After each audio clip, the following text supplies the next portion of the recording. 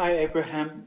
My question is, how do we learn to trust or discern our good feeling thoughts? Because often I feel a lot of the times I've followed my impulse or my excitement and my enthusiasm, and it feels like the choices I've made have been the wrong ones, and have led to painful experiences. So it's always a doubt of trusting those good feeling thoughts are going to lead me to a good feeling place and not get me into trouble. Thank you. Well, we're going to say to you something very blunt. If you find a good feeling place and you maintain it, you cannot get into trouble. So if you think you found a good feeling place and then it didn't lead to something that felt good, it's because you were not really in touch with the way you were feeling. That's how Esther ended up with shingles.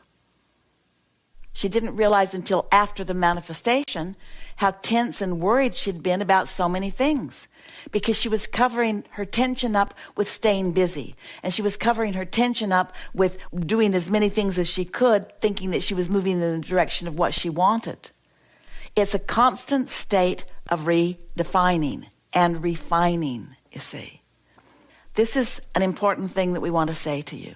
You're doing better than you are giving yourself credit, or maybe even better than you are assuming now that you've heard our response to you. You're doing better than this sounds. But we really want you to hear this.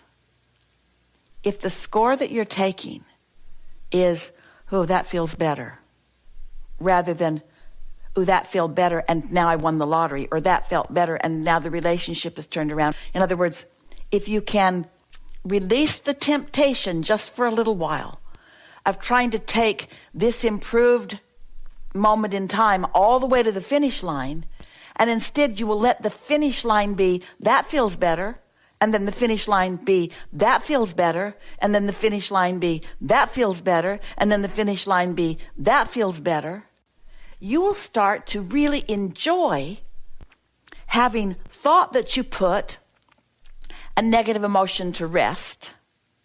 Stay with us. Only to discover that it got stirred up as it came at you from some other angle, from some other person, from some other conversation, from some other subject. And then you are able to find ease again. You're going to reach the place, some of you are already there, where your inactive box process, the inactive box process is this. I'm feeling some negative emotion. I'm aware of it. Could be big or small, doesn't matter. I'm aware of it. And I've decided that I want to soften this emotion.